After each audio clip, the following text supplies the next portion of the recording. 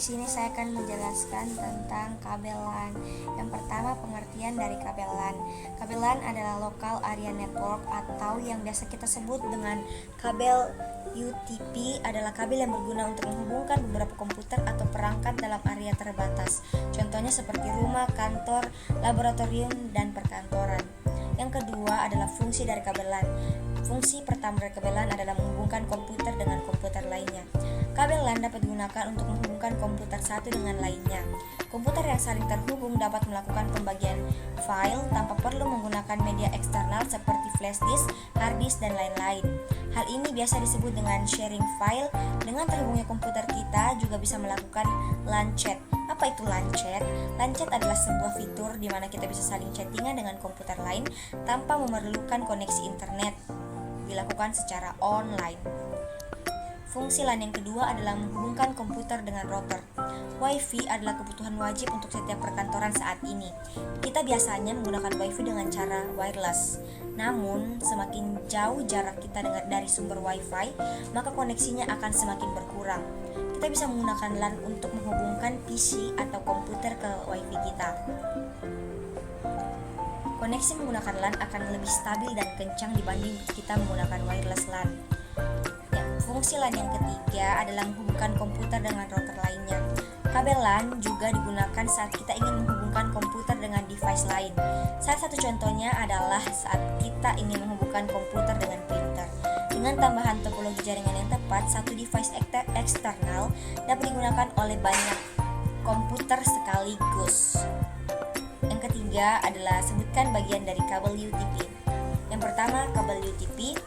Kabel LAN sebenarnya menggunakan kabel UTP untuk media transisi. Sesuai namanya, kabel UTP adalah kabel yang dililit dan tidak menggunakan pelindung aluminium.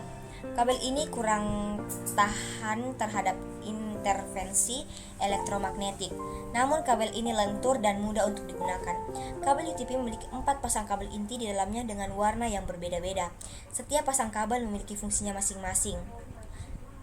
Warna-warna tersebut adalah yang pertama, jingga. Kabel ini berfungsi sebagai penghantar paket data. Yang kedua adalah putih jingga.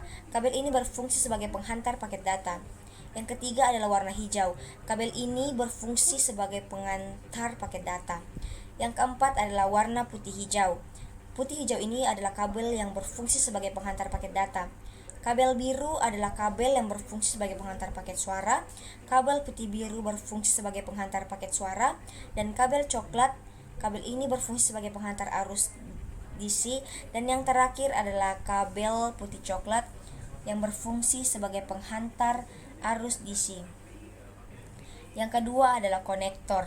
Bagian kedua dari kabel yaitu konektor adalah dua jenis konektor yang bisa digunakan, yaitu RJ45 atau RJ11. LAN dengan RJ45 biasanya digunakan untuk jaringan komputer.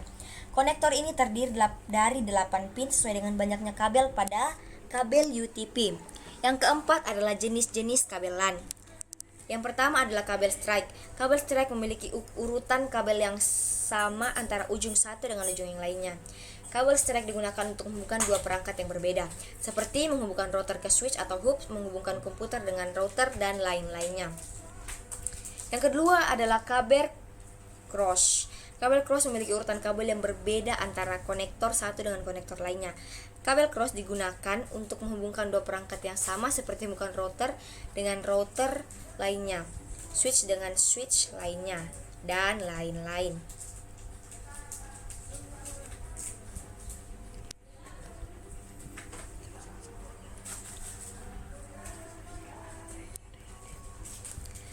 Di sini ada beberapa ruangan yang terhubung yang dihubungkan oleh switch beberapa PC.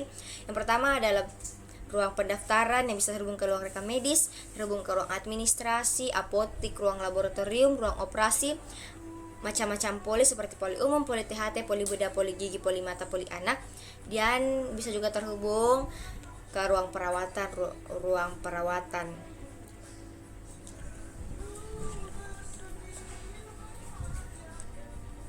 Sekian dan terima kasih. Bye-bye.